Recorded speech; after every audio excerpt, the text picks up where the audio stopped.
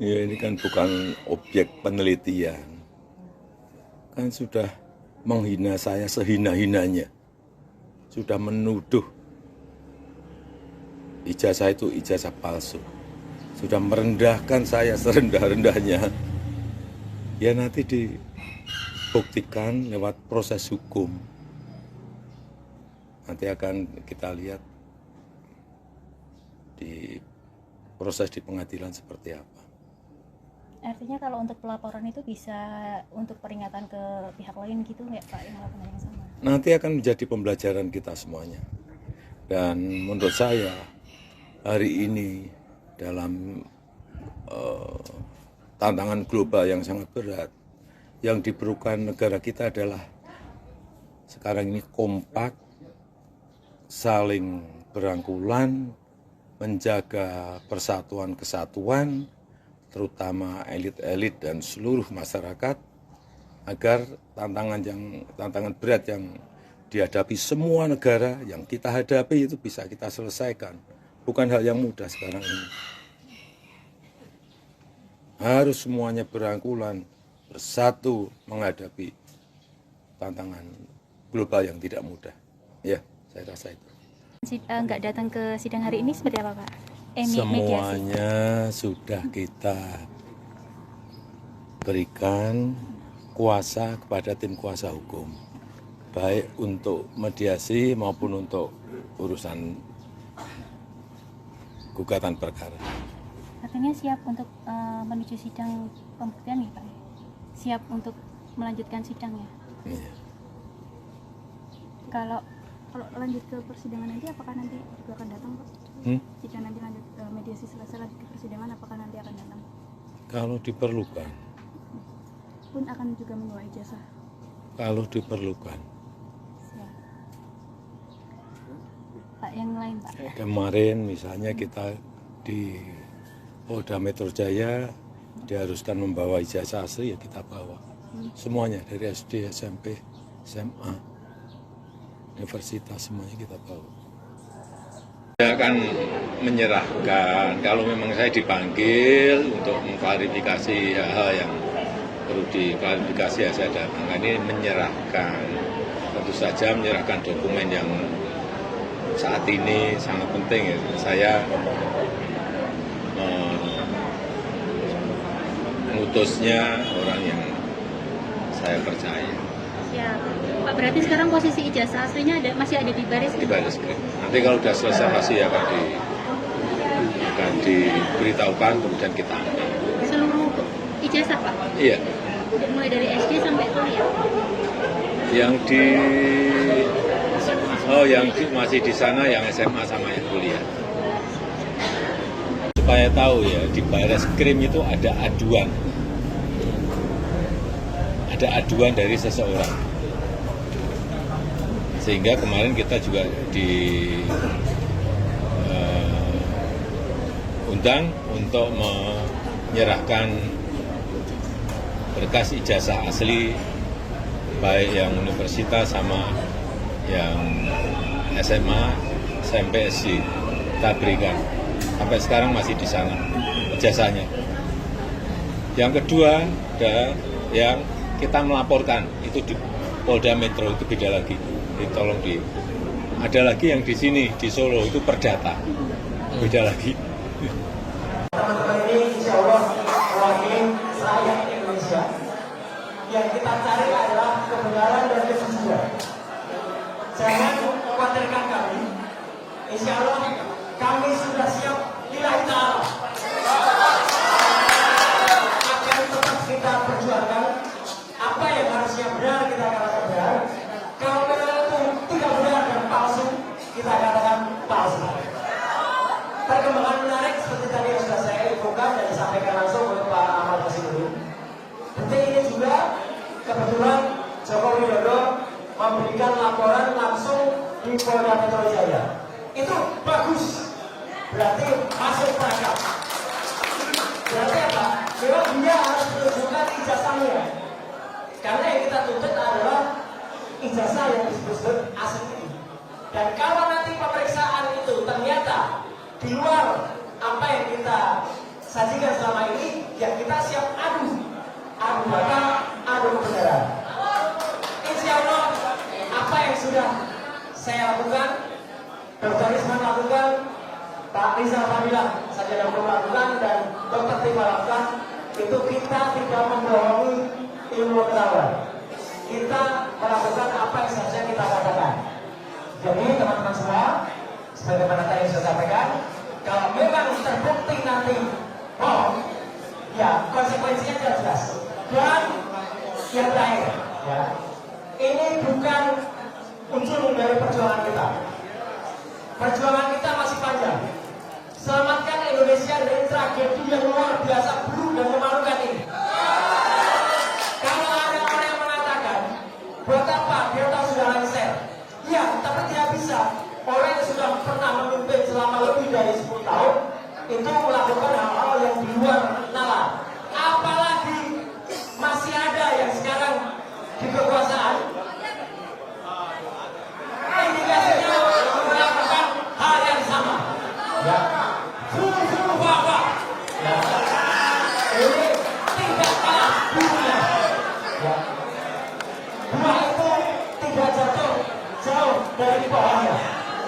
Sama mulai dari pendidikan di SMA, S1, dia bahkan mengaku-ngaku S2, itu semuanya bodoh. Ya, semua ada buktinya. Insya Allah kita akan bergerak bersama. Sekali lagi terima kasih kepada seluruh masyarakat Indonesia yang diwakili oleh teman-teman semuanya. Kita tetap berjuang dan Tuhan tidak pernah tidur. Gusti Allah SWT tidak sare. Insya Allah kita berjuang dan Allah SWT meridhoi perjuangan teman-teman semuanya. Alhamdulillah, sebagai warga negara yang baik dan didampingi oleh sahabat-sahabat semuanya, saya tadi menjalani klarifikasi, undangan klarifikasi yang pertama pada hari ini Kamis ya 15 Mei 2025 dengan surat yang memang sudah saya terima baik secara fisik maupun secara elektronik ya, jadi saya harus datang. Dan saya memang juga menyayangkan gitu karena ada beberapa yang sudah disebut-sebut namanya ya, tapi kasihan yang bersangkutan seperti Pak Abraham Samad ya, namanya udah disebut bahkan dikatakan mangkir, padahal yang bersangkutan belum terima surat gitu loh. Itu kan sebaiknya sistem persuratan atau administratif di Polda Metro Jaya lebih baik diperbaiki lah gitu. Jangan sampai kemudian mengorbankan teman-teman yang sudah disebut-sebut tapi ternyata belum ada, termasuk juga Bang Resmon ya, sudah disebut-sebut tapi ternyata belum ada suratnya. Nah, jadi klarifikasi saya tadi alhamdulillah berjalan cukup lancar dari jam 10 sampai dengan ini di break jam 12. Saya apresiasi kepada Polda Metro ya karena memberikan kita kesempatan yang sangat baik untuk melakukan sholat zuhur bersama-sama, dan saya tadi bisa ikut di sini dan juga nanti kita diberikan waktu untuk kemudian lunch gitu. Nah, saya sendiri tadi ya sudah sampai pertanyaan ke-24 ya gitu, dan sudah sampai ke pertanyaan-pertanyaan yang lebih banyak soal identitas tadi gitu. Karena ketika ditanyakan yang lain, saya strict dengan Polda Metro ya. Polda Metro memberikan saya surat undangan untuk peristiwa tanggal 26 Maret tahun 2025 ya. Harusnya itu pertanyaannya. Jadi ketika ada pertanyaan yang lain ya saya keberatan untuk jawab. Itu hak loh ya. Hak warga negara sesuai dengan Undang-Undang Dasar 1945, itu hak yang paling hati untuk kita menyampaikan apakah undangan atau pertanyaan itu sesuai dengan enggak. Ketika pertanyaannya tidak sesuai dengan suratnya ya kita harus menyatakan keberatan. Yang kedua adalah lucu, dalam undangan itu tidak ada juga siapa terlapornya. Padahal kan sudah disebut-sebut di mana-mana sudah ember tuh ya. Lawyernya mengatakan terlapornya adalah ini. Tapi dalam surat itu nggak ada. Jadi kalau dalam surat itu nggak ada ya kita nggak wajib gitu melakukan klarifikasi. Pelapornya ada Joko Widodo ya. Pasal-pasalnya banyak banget gitu ditulis. Tapi terlapornya nggak ada. Nah, terlapor ini penting ya teman-teman. Jangan asal mau kemudian diambil keterangan kalau ternyata terlapornya itu saudara kita sampai dengan 3 tahap. Kita nggak wajib memberikan karena bisa jadi kita nanti nggak diakui keterangan kita karena itu saudara. Apalagi yang terlapor itu misalnya kita sendiri ya. Jadi kita nggak usah ngasih jawaban karena kita berhak untuk diam, berhak untuk tidak memberikan keterangan kalau memang itu tidak tertulis. Jadi terlapornya tidak ada. Ini penting banget ya, terlapornya. Yang kedua adalah locus delicti dan tempus delicti 26 Maret itu saya berpegang ke situ. Jadi kalau bukan itu yang ditanyakan, Saya keberatan untuk jawab. Kemudian satu lagi adalah barang buktinya. Itu disebut undang-undang informasi elektronik bla bla bla bla. Mohon maaf sekali lagi, saya ikut merumuskan undang-undang informasi dan transaksi elektronik. Jangan sembarangan menggunakan pasal itu untuk mempidanakan orang. Ya, undang-undang informasi transaksi elektronik dibuat dengan niat baik agar Indonesia itu terlepas dari dikucilkan ke dunia internasional karena kita tidak memiliki undang-undang dalam bidang e-commerce. Jadi pasal-pasal itu adalah misalnya untuk 32 dan 35. Itu misalnya untuk seseorang ngirim bukti transfer kepada teman. Tapi bukti transfer direkayasa, diutak-utik. 1 juta dijadikan 10 juta. Nah, itu yang dipidana. Ada orang misalnya ya posting ini ijazah asli gitu ya. Tapi ternyata yang punya ijazah nggak mengakui kalau itu asli. Ya, kader partai itu. Ya, dia yang harusnya bisa kena itu. Dia bisa kena 8 tahun atau 12 tahun. Sedangkan Dr. Resmond, Dr. Tifa, saya tidak melakukan apapun terhadap barang elektronik. Dan yang penting apa? Barang elektroniknya nggak ada. Jadi dokumennya saya tadi tanya, mana dokumen yang dilaporkan? Nggak ada, Pak. Loh, kalau nggak ada ya gimana penyidik? Gitu loh. Kenapa nggak ada dokumen elektronik? Ini Undang-Undang Informasi dan Transaksi Elektronik. Pasal 5 ayat 1-nya harus ada dokumen elektronik.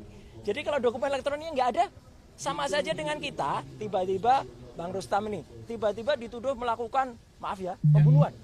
Tapi mayatnya nggak ada. Gimana bisa dituduh beliau melakukan pembunuhan? Bahkan kalaupun ada mayatnya diperiksa dulu, diforensik dulu. Benarkah mayat itu terbunuh atau dibunuh? Kalau Bang Rusman tiba-tiba ngaku aja saya, oh ya saya mau, ya kasihan beliau dong. Jadi saya ngajak teman-teman untuk lebih berpikir ya, termasuk juga penyidik ya.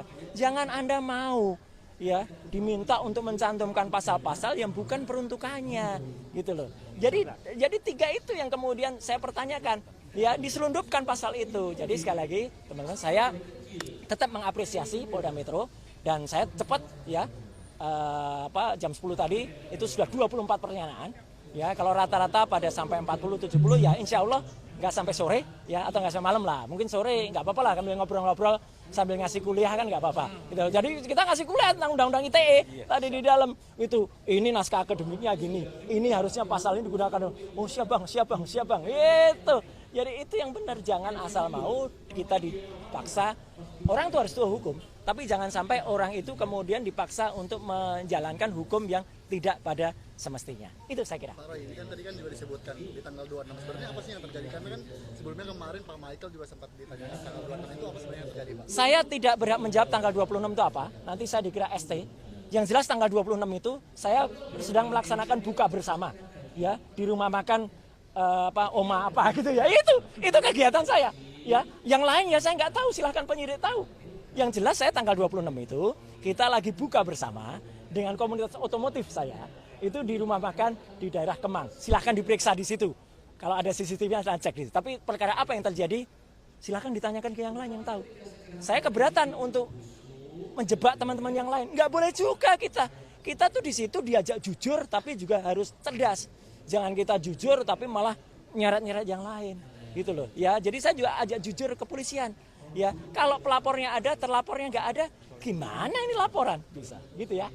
Oke, saya kira itu ya, Mas. Assalamualaikum warahmatullahi wabarakatuh. Waalaikumsalam. Salam sejahtera untuk kita semuanya.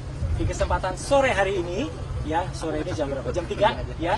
Saya secara pribadi dan kami secara keseluruhan itu mengaturkan terima kasih yang sebesar-besarnya, khususnya kepada Bapak Kapolri, ya, Pak Sigit, ya. Kapolda Metro Jaya, Pak Karyoto, dan semua penyidiknya yang telah menjalankan tugas secara sangat profesional. Kenapa sangat profesional?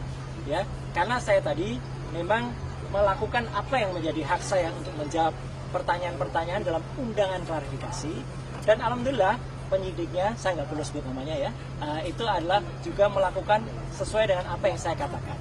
Jadi saya menjawab dengan detail semua apa yang ditanyakan sepanjang itu berhubungan dengan surat undangan yang diberikan kepada saya. Ya, jadi artinya itulah makanya saya juga berharap ya agar polisi itu bisa presisi ya, jadi bisa profesional untuk melakukan tugas seperti ini. Jadi artinya kalau yang memang itu yang ada dalam surat undangan, ya itu yang kemudian ditanyakan, ya tidak menanyakan yang lain atau bahkan melebar ke hal yang lain. Jadi alhamdulillah ya saya tadi sudah menjawab dengan detail sampai sekitar 26 pertanyaan ya dengan jumlah halaman sekitar 22 lebih ya. Dan saya juga menyampaikan jawaban saya atas pertanyaan-pertanyaan pada laporan. Dan saya juga saya tadi juga sampaikan dalam jawaban ya. Saya harap tugas profesional polisi itu persis sama yang dilakukan terhadap saudara pelapor ya. Pelapor itu melaporkan belum ada yang terlapor gitu. Jadi melaporkan atau membuat laporan ini pada tanggal 30 April 2024 dan langsung terbit hari itu juga ya surat perintah penyelidikan pada tanggal yang sama. Ini luar biasa.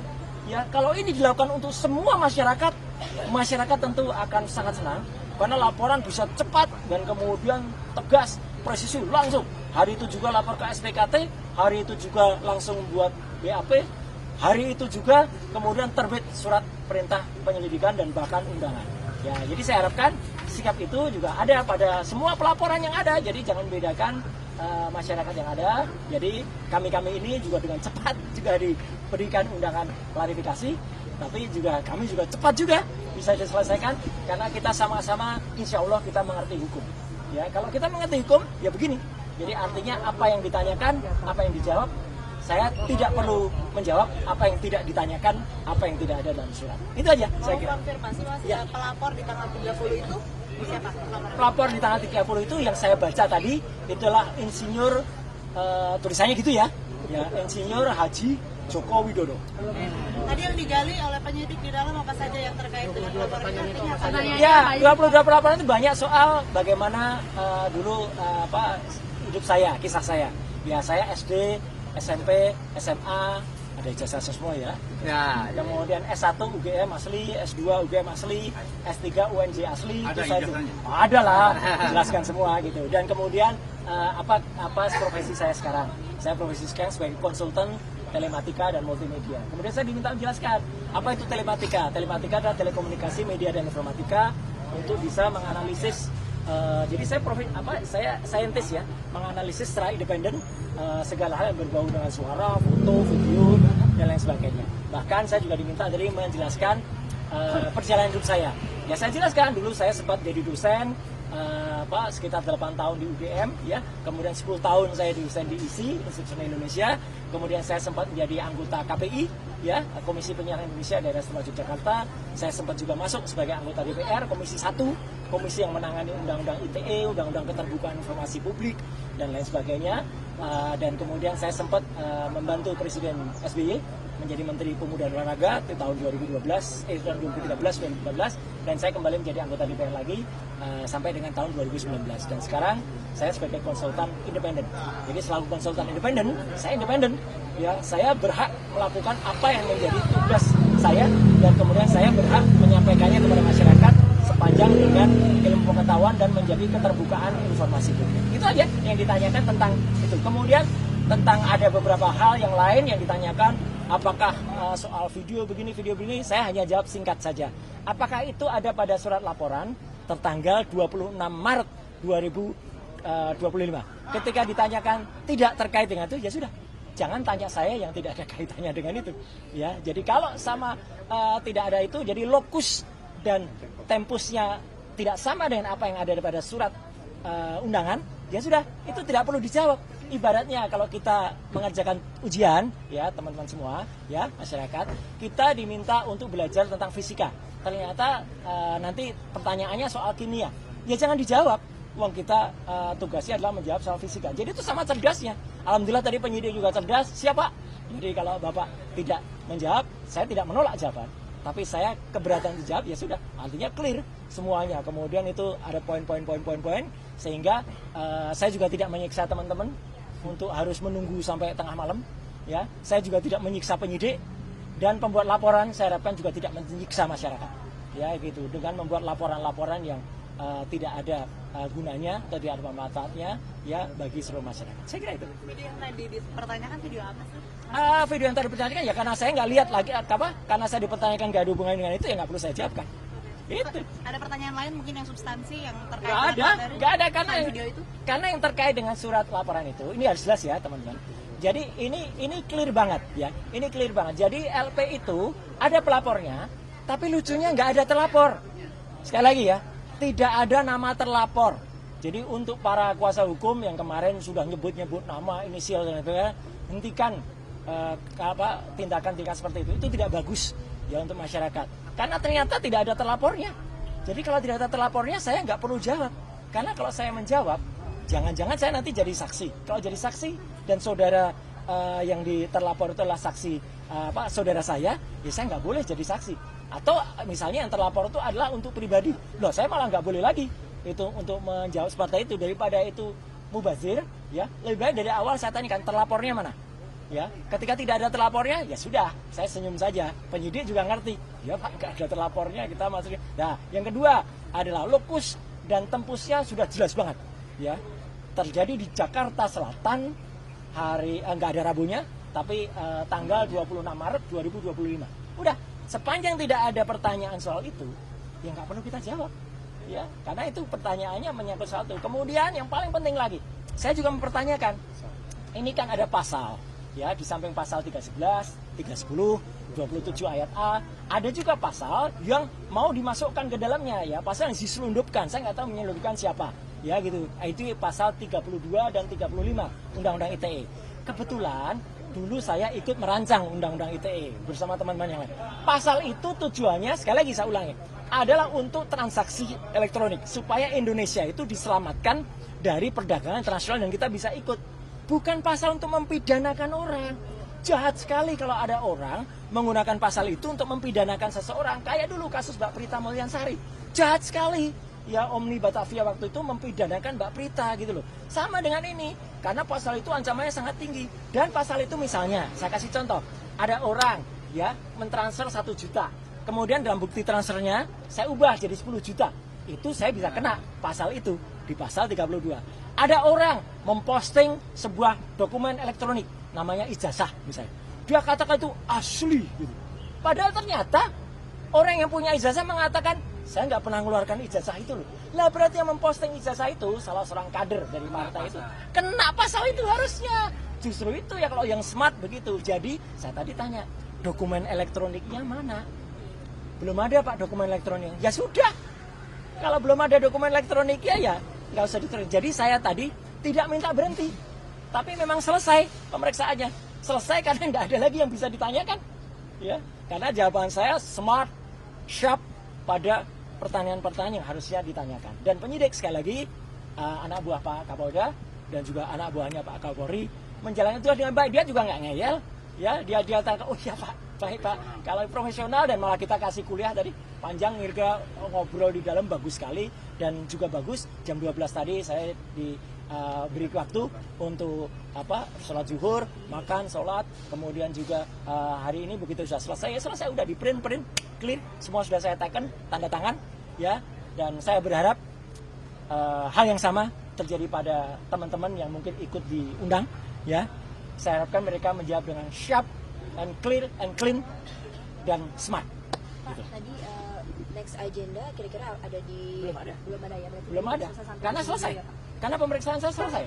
Saya tidak minta berhenti atau dihentikan, tidak, ya. Anda tahu teman-teman, saya alhamdulillah sehat walafiat, ya gitu, jasmani, meskipun rohani saya tadi juga bilang di dalam, saya rohani agak lihat ini apa nih pasal kok banyak sekali kayak gini, ya gitu. Jadi kita juga berhak menanyakan loh. Jadi teman-teman kalau diundang itu jangan seperti tiba-tiba kita dituduh sesuatu yang nggak jelas pasalnya.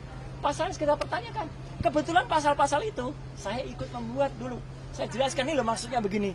Di naskah akademiknya ini loh. Jadi harus ngerti pasal itu. Bukan asal kemudian ada pasal ini dipakai untuk mempidanakan orang. Jangan sampai ya. Jangan kita malah justru memiliki mens rea atau niat kurang baik untuk mempidanakan orang. Okay. Mas Roy, siapa lagi yang diperiksa?